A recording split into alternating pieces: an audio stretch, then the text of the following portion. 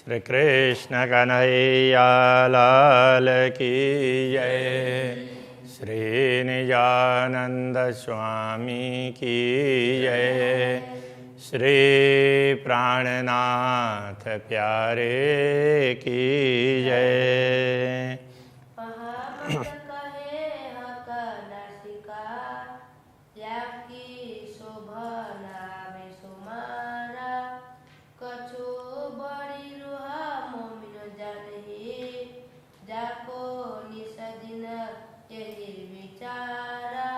जाको निषदिन यही विचार। श्री कृष्ण कन्हैया लाल की। पूर्ण ब्रह्म परमात्मा की रसना की महिमा 16वां प्रकरण है। रसना में रसना के कार्य उसकी भी विशेषता होगी और रसना का स्वरूप उसकी भी विशेषता होगी। दोनों बातें होंगी। जाको नामय रसना होशी कैसी मीठी हक। जिसका नाम ही रसना है, जिसमें से रस ही रस निकलता हो, और वो भी पूर्ण ब्रह्म परमात्मा की, तो वो कितनी अच्छी होगी। जिनकी जैसी बुज्र की जुआ होता है तेन माफक। जो जितने महान होते हैं ना, उनकी रसना कहने से वाणी भी आ जाती है ना, तो वो उतनी ही महान होती है। तो जो महान लोग होते हैं तो उनकी वाणी भी महान होगी, और जिनकी वाणी में तुच्छता होगी तो वो फिर कैसे लोग होंगे। जिनकी रसना मीठी मीठी तो कोई चापलूस आदमी भी बोलेगा ना। हाँ, जो सच्ची हो और अच्छी हो। हाँ, कहनी में ना आवही विचार देखो मोमिन। ये बात कहने से नहीं होगा, ये ब्रह्मात्मा इस पर विचार करके देखो। हुए जागृत अरवारस की कछु सो देखे रसना रोशन। जो परमधाम की आत्मा जागृत होगी तो वो इस बात पर थोड़ा सा इसके महत्व को समझ पाएगी। रोशन कहने से यहाँ ये समझना पड़ेगा, इस बात पर उनको कुछ रोशनी होगी, कुछ समझेंगे तो इसके महत्व को। अति मीठी जुआ मासूक की। पूर्ण ब्रह्म परमात्मा की जिह्वा है, बड़ी मीठी है, मधुर है, और सब देता आशिक को सुख। वो आशिकों को, अनुरागिनी आत्माओं को अपार सुख प्रदान करते हैं। कछु अरस शहुरें सुख लीजिए। परमधाम की समझ प्राप्त करके, परमधाम की दृष्टि से आप थोड़ा सा इसका सुख प्राप्त करने का प्रयत्न करो। पर कहो न जाए या मुख। इसको इन शब्दों के द्वारा तो कहा नहीं जाएगा। यदि परमधाम की समझ होगी तारतम ज्ञान के माध्यम से, तो परमधाम से अवतरित ज्ञान है, इसके माध्यम से कोई समझे तो समझ सकते हैं, शब्दों के द्वारा बताया नहीं जा सकता। ये कहने का तात्पर्य। ये याद किए का रसना आवत है। इसके पूर्ण ब्रह्म परमात्मा की रसना को स्मरण करते हैं तो भी वो प्रेम प्रकट होता है, क्योंकि मीठी और मधुर वाणी उससे सुनते हैं तो उससे प्रेम प्रकट होता है। जिन्हें इसके अर्श देखिए सुख पाइए हक मुतलक। जिस प्रेम से परमधाम भी देखेगा और पूर्ण ब्रह्म परमात्मा के सुख, उनसे प्राप्त होने वाले सुख भी प्राप्त होंगे। और सुखा का दिल में जाए रहो तरसनाए। पूर्ण ब्रह्म परमात्मा के हृदय में जो सुख है तो वो उनकी रसना के माध्यम से प्रकट होता है। उनके हृदय में जो प्रसन्नता है, ब्रह्मात्माओं के प्रति करुणा है, वो सब वो बोलते हैं, उनकी वाणी से प्रकट होती है। सब पूर्ण सुख तब पाइए जब कहे रसना मुख बैन। तो जब पूर्ण सुख तो तभी प्राप्त होगा जब वाणी से वो कुछ रचना से कुछ वाणी बोलें। तो वो कुछ बोलेंगे तो लगेगा कि वो पूरा पूरा, वैसे उनका भाव है, सब कुछ है, तो साथ साथ में वाणी भी होगी तो और अच्छा होगा ना, तो पूरा पूरा सुख प्राप्त होगा। हर अंग सुख देह के ऊपर जाहिर सुख जुवान, पूर्ण ब्रह्म परमात्मा के सभी अंग अपार सुख प्रदान करते हैं। ऊपर जाहिर सुख जुवान, किंतु जैसे कुछ अंग है उनके स्पर्श करने से पता चलेगा, दर्शन से पता चलेगा। रचना का तो दर्शन की भी आवश्यकता नहीं है और स्पर्श की भी आवश्यकता नहीं, दूर बैठे बैठे सुन लेंगे तो भी उससे अपार सुख प्राप्त होगा। तो वो तो जाहिर है, वो पर जाहिर सुख जुबान, जिह्वा का सुख है, वो तो प्रत्यक्ष है। बड़ा सुख वो होता है जब हाक मुख करे बयान, जब पूर्ण ब्रह्म परमात्मा अपने मुखारविंद से बयान करते हैं, कुछ बोलते हैं, समझाते हैं, तो उससे ब्रह्मात्माओं को बड़ा सुख प्राप्त होता है। ए बेवरा पाइए बीच खेल के, ये विवरण तो बीच खेल में भी ये सब समझा जा सकता है। कम ज़्यादा बका में नाही। हाँ, अब ये समझने वाली बात यहाँ ये कह रहे हैं, देखो सारे अंग पूर्ण ब्रह्म परमात्मा के तो एक से ही है, किंतु रचना का सुख ज़्यादा, ये तो इस खेल में आने से पता चला, परमधाम में तो ये पता ही नहीं था, ये कह रहे हैं। तो अब कैसे? अब यहाँ तो फिर उन्होंने अपने रचना से ज्ञान दिया, सब कुछ उससे पता चल गया। तो ये खेल में ये सब पता चला, बाकी खेल में नहीं आते तो पता नहीं चलता, ये कहना चाह रहे हैं। ए बेवरा पाइए बीच खेल के, कम ज़्यादा बक्का में नहीं, क्योंकि परमधाम में तो कम ज़्यादा है ही नहीं ना, एक समान है। समान अंग सब हक के, पूर्ण ब्रह्म परमात्मा के सभी अंग समान है। ये विचार नहीं अरसमा है। परमधाम में तो कहीं न्यून है अधिक है उसका विचार ही नहीं होता है, न्यून का तो विचार ही नहीं आएगा। बहुत बातें सुख अरस के सो पाई तहीं इत, परमधाम की ऐसी अपार बातें हैं, अनेक बातें हैं जो हमें यहाँ पर पता चल रहा है, परमधाम में पता नहीं था। सुख उमत को अरस में ये जानती न थी निश्वत। तो परमधाम में ब्रह्मात्माओं को जो सुख प्राप्त होता है वो तो ब्रह्मात्मा वहाँ पर उसका अनुभव नहीं करती थी। या निश्वत का तात्पर्य निश्वती, ब्रह्मात्मा। ये जानती न थी निश्वत। ब्रह्मात्माएं जो सुख उनको परमधाम में प्राप्त है बस उस सुख में मस्त रहती थी, किंतु कौन सा कैसा सुख है किस प्रकार से उसको ख्याल ही नहीं रहता था, उसी में मस्त हो रहती थी। तो परमधाम में ये मस्ती है। तो दुनिया में कमी है, इसलिए फिर ये जो अनुभव होता है तो लगता है कि यही सब ठीक है, ये सबसे ज़्यादा है। सुख जाने ना हक पातशाही, इसलिए पूर्ण ब्रह्म परमात्मा के पातशाही का मतलब उनका साम्राज्य, ये भी कह सकते हैं उनका प्रभुत्व। उनके प्रभुत्व को न जाने, सुख जाने ना हक इसका, उनके प्रेम और प्रभुत्व अथवा ऐश्वर्य, उसके लिए भी उसके लिए पातशाही कहेंगे। तो नश्वर जगत का खेल क्यों दिखाया? तो एक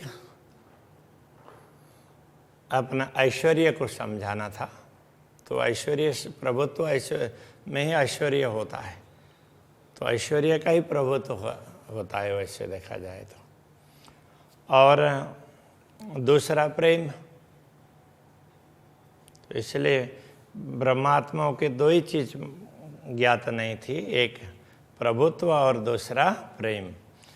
सुख जाने ना रूहें लाड़ के, तो ब्रह्मात्माएं पूर्ण ब्रह्म परमात्मा के लाड़ प्रेम उसके सुख को समझ नहीं पा रही थी, तो इत इल्म दिया बेशक, इसलिए यहाँ जागनिक ब्रह्मांड में ज्ञान दिया।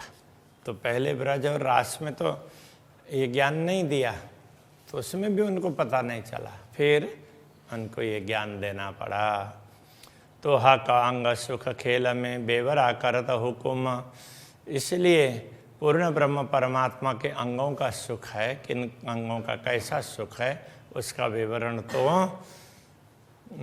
इस खेल में ही वो भी पूर्ण ब्रह्म परमात्मा ने आदेश दिया तब हुआ है।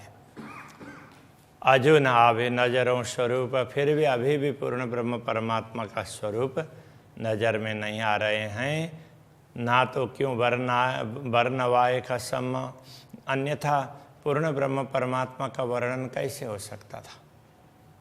कहने का तात्पर्य यह है, इतना सब समझाने के बाद में भी ब्रह्मात्माओं को पूर्ण ब्रह्म के स्वरूप का जैसा ज्ञान होना चाहिए वैसा नहीं हो रहा है, इसलिए ये वर्णन करवाया पूर्ण ब्रह्म परमात्मा ने।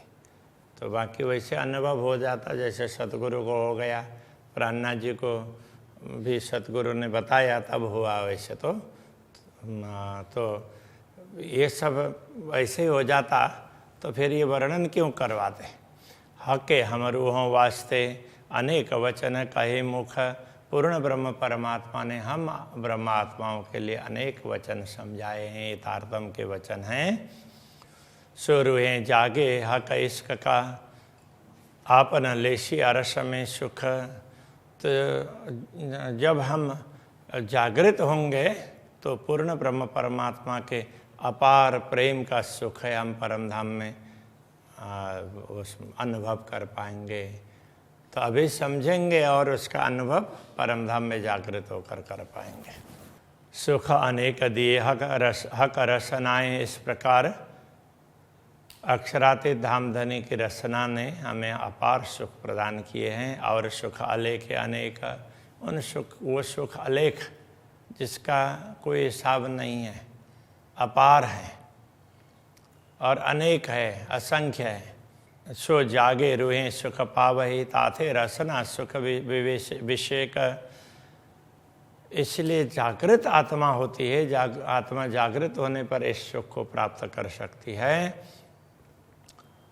तो ताथे रसना सुख विषेक है, इसलिए रसना के सुख को विशेष कहा है, क्योंकि रसना के द्वारा जो ज्ञान दिया तो उससे जागृत होंगे ना, तो ये विशेष हो गया ना, तो जागने का जागते सुख। तो इसलिए कहते हैं तीन लीला चौथी घर की, इन चारों का या में भोग।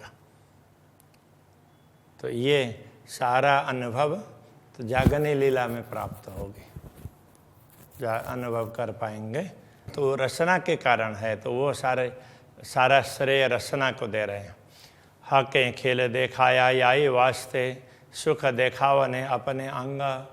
तो पूर्ण ब्रह्म परमात्मा ने अपने अंगों के सुखों को दिखाने के लिए, अनुभव करवाने के लिए ही ये इस खेल की रचना की। सुख लेसी बड़ा इश्क का, रूहे ले बिरहा मिलसी संग। अब नश्वर जगत में बिरह का अनुभव करके जब आत्माएं पूर्ण ब्रह्म परमात्मा का अनुभव कर पाएंगी, विरह की वेदना सहन करने के बाद में उनके मिलन का सुख प्राप्त करेगी, तो उस समय उनको पता चलेगा सुख लेसी बड़ा इश्क का, प्रेम का सुख कितना बड़ा है वो पता चल जाएगा। दायम इश्क सबों अपना, रूहें कहती अपनी जुबान। ब्रह्म आत्माएँ परम धाम में तो क्या बोला करते थे कि हमारा प्रेम ज़्यादा है, हमारा प्रेम ज़्यादा है, इस प्रकार से अपने प्रेम के को बखानती थी। याई रसना बल वास्ते खेल देखाया सुभान।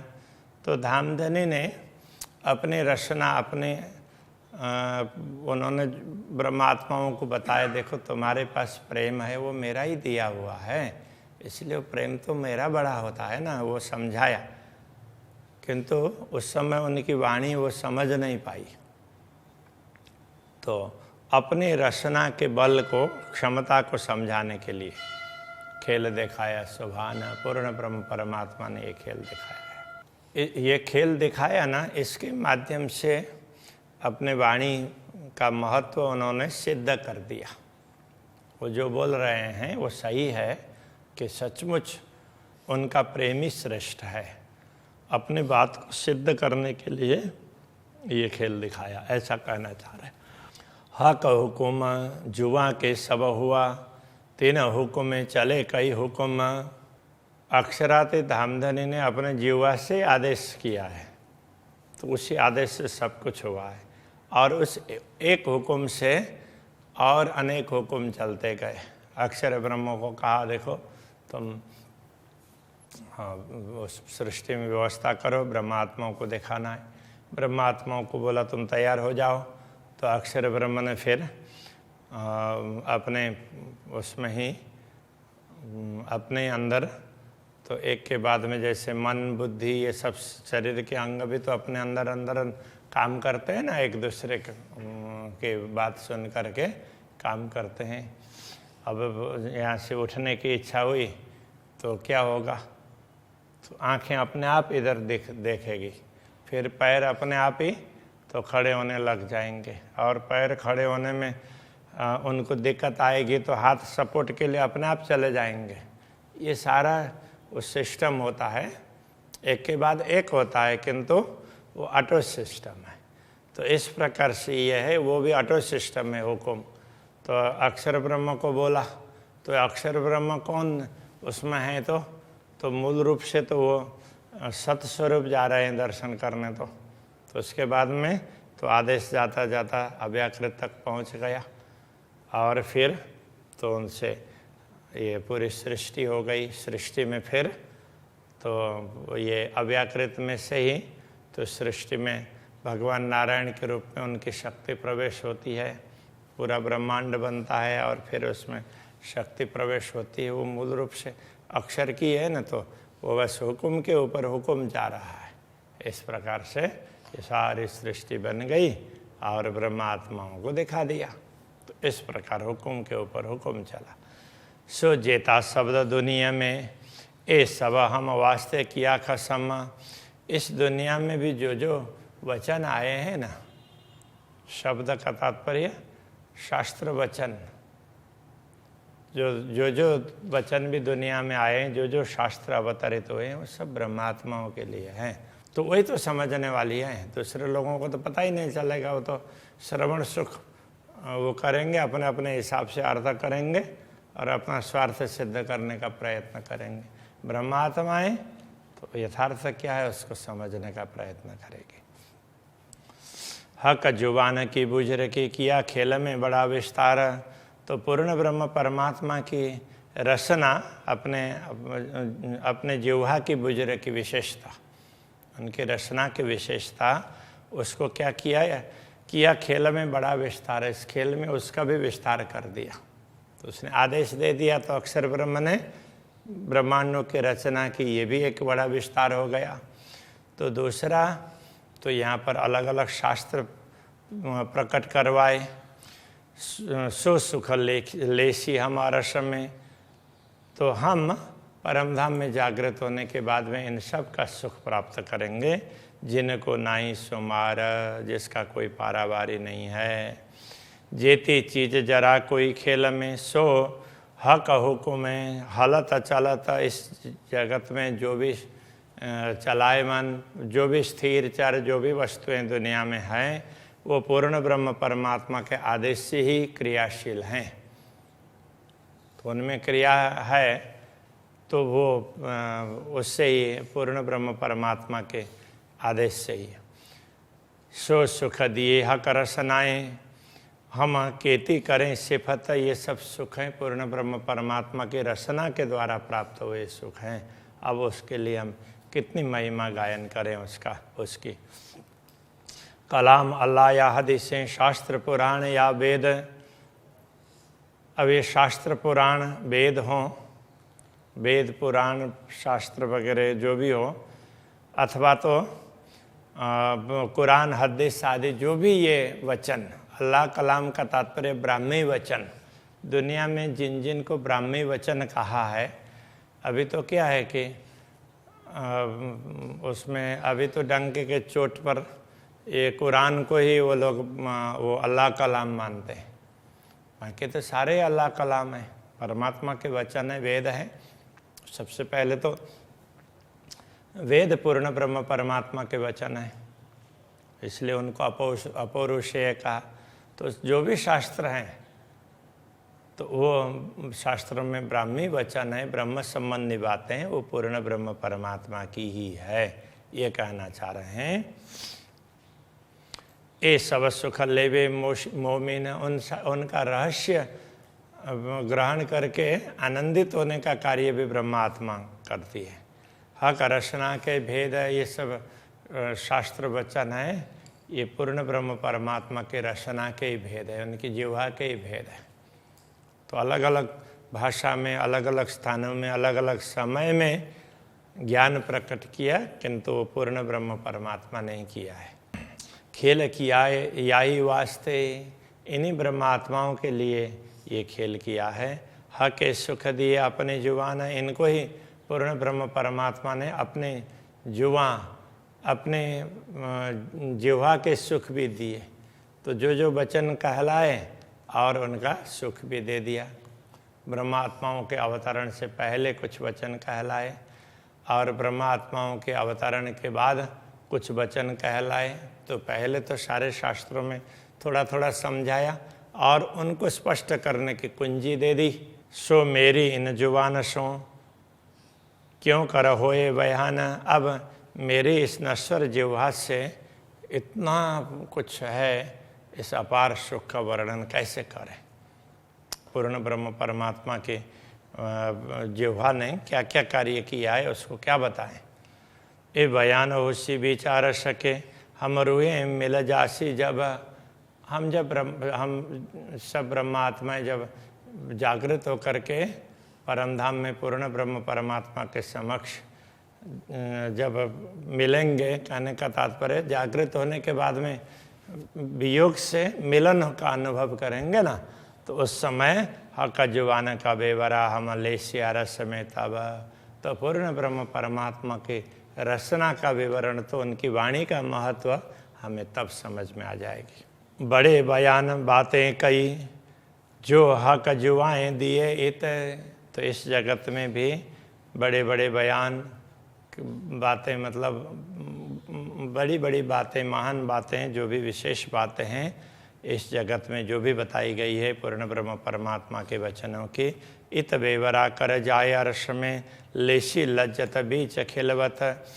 तो इसका विवरण तो यहाँ पर हम समझेंगे इन वचनों को, तो परमधाम में जागृत होने के बाद में हमें इसका महत्व और ज़्यादा समझ में आ जाएगा, उसको और ज़्यादा आस्वादन कर पाएंगे। हो अक्षराते धामधनी ने बोला था तुम तो भूल जाओगे, अभी याद रखना मेरे वचनों को, एक दूसरे को जगाने के लिए तुम बोल रहे हो, तुम भूल जाते हो, फिर ये सब ध्यान रखना, ये सब बोला था, वो तब जा कर के समझ में आ जाएंगी। ऐसा होता है, ठोकर खाने के बाद में फिर बड़ों के वचन ख्याल आते हैं, ऐसा होता है दुनिया में।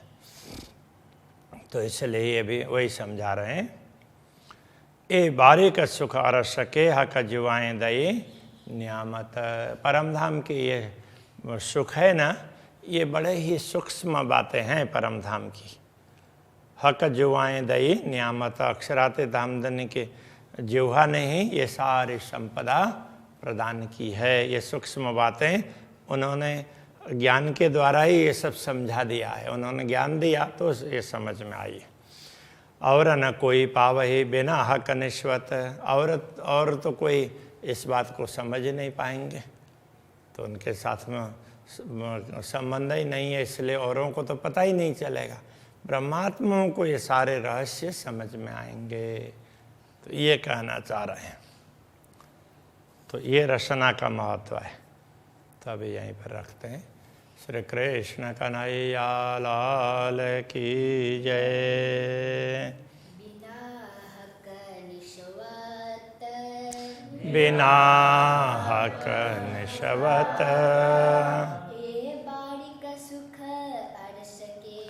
ए बारिक सुख अर्श के,